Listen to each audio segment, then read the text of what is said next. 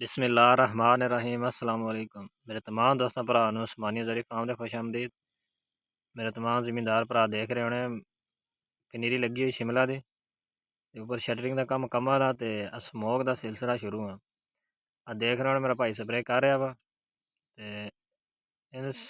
बीमारी दा बहुत असर है। अटैक बहुत आ शदीद धुंद च ते असीं अज स्प्रे कर रहे हैं थ्रिप्स जूं दा क्लोरोफिनापायर जहर दा नाम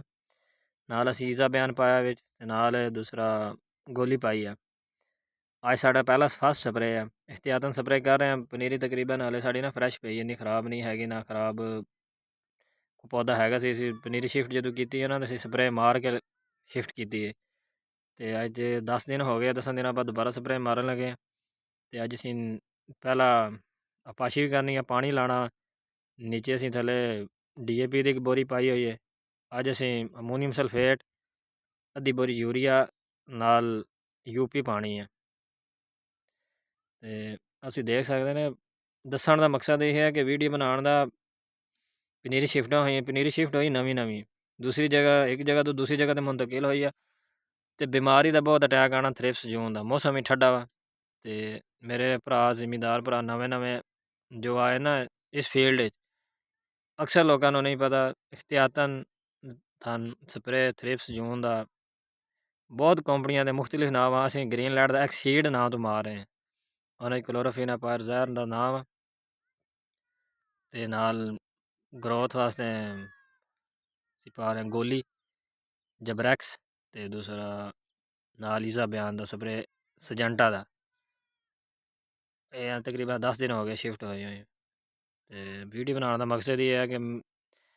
बड़ी फसलों तो जिमीदार भरा बहुत नुकसान होया बहुत जिमीदार भरा इसकी तरफ आया सब्जी की तरफ जिन्होंने इन्हों का नहीं पता इन्होंने एक दफ़ा ला दी है फिर स्प्रे नहीं करनी स्प्रे 8 तो 10 दिन बाद लाजमी है। मुख्तलिफ स्प्रे थ्रिप्स का जूं का फंजीसाइड आ मेरी पनीरी लगी हुई है भाई वो दूसरा टनल लैके आ रहा स्प्रे करता पे तो तुहानू स्प्रे भी चेक करा देना जी असीं कराई करन लगे हैं। ये भाई शहजाद साहब स्प्रे कर रहे हैं चेक कर सकते हैं जी माशाल्लाह पौधे ना दो पर है तुसीं पिछले साल ही साड़ी वीडियो वेखी होनी है एक्सीलेंट फसल सी ते जिन्होंने भरा नहीं पता किसी गल का मशवरा लेना चाहन हो साढ़ा स्क्रीन पर नंबर आ जाता किसी दवाई का पुछना चाहन फसल की तस्वीर WhatsApp पर भेज दे उस मालूमात लै सकते हैं साढ़े को एक्सीड नां दे तुसीं देख सकते हैं ग्रीनलैंड का है इन्हें जहर है जी क्लोरोफिनापायर एस एजेंडा ईज़ा बयान इसी